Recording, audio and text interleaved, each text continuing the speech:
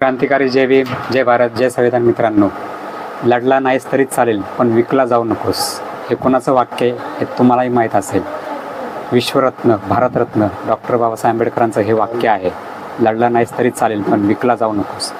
त्याचं कारण आपण आता निवडणुकीचं वारं वाहत आहे प्रत्येक ठिकाणी, देशामध्ये, महाराष्ट्रामध्ये, मुंबईमध्ये, प्रत्येक जिल्ह्यामध्ये.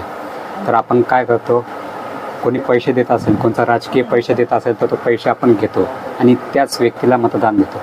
नंतर 5 वर्ष बोंबलत बसतो, कारण तो व्यक्ती पैसे देणारा तुम्हाला कधीच कामं करण्यासाठी तो तुमच्या एरियामध्ये येणार नाही, तुमच्या गावागावात घरोघरी येणार नाही.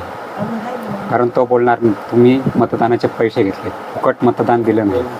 तर त्याचे पैसे घेऊ नका, कोणत्याच राजकीय पक्षाचे पैसे घेऊ नका.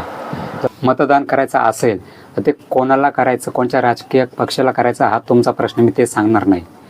पण कोणत्या व्यक्तीला करायचं, अशा व्यक्तीला मतदान करा जो सुशिक्षित आहे, तुमच्यातला माणूस असेल, तुमच्यातून उठलेला, गरिबीतून उठलेला, शिकतोय, चांगलं शिक्षण झालेलं आहे आणि तुम्हाला त्याच्यावर विश्वास आहे की हा निवडून आल्यानंतर मला आमचं काम करेल, आमच्या येणाऱ्या पिढीचं भविष्य सुधारेल, शाळा बनवेल, कॉलेज बनवेल, मोठमोठे हॉस्पिटल बनवेल. म्हणजे गरजा असतात, अन्न, वस्त्र, निवारा आणि शिक्षण, ह्या सगळ्या सुविधा तो पुरवेल तुम्हाला. अशा लोकांना तुम्ही मतदान देऊन निवडून आणा.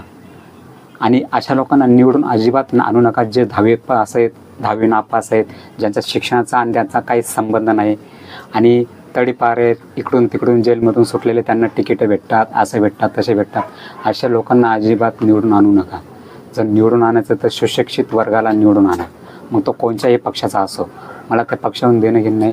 फक्त योग्य एक ठिकाणी तुमचा जो अनमोल मतदानाचा अधिकार दिला आहे बाबासाहेबांनी, लोकशाहीमध्ये तुम्हाला अधिकार दिला आहे, मग तो भिकारीपासून असो किंवा अंबानीपासून, सगळ्यांना समानतेचा अधिकार दिला आहे. म्हणजे तो लोकशाहीमध्ये मतदानाचा अधिकार.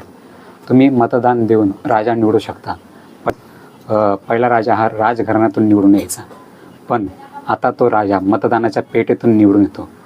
तर ते मतदान योग्य ठिकाणी द्या आणि तुमच्या येणाऱ्या पुढच्या भविष्याचं उज्ज्वल भविष्य करा, येणाऱ्या पिढीचं भविष्य उज्ज्वल करा. कारण तुम्ही जे मतदान विकून द्याल मटणाच्या जोरावर, दारूच्या जोरावर किंवा पैशाच्या जोरावर, तर ते फक्त तुम्ही जे 500 रुपये आहेत ना, ते एक दिवस देखील तुम्हाला जात नाहीत. पण तुम्ही 5 वर्ष त्यासाठी तरसाल. तुम्ही येणारं भविष्य तुम्हाला जर घडवायचं असेल तर ते 500 रुपये मटणावर आणि दारूवर विकू नका.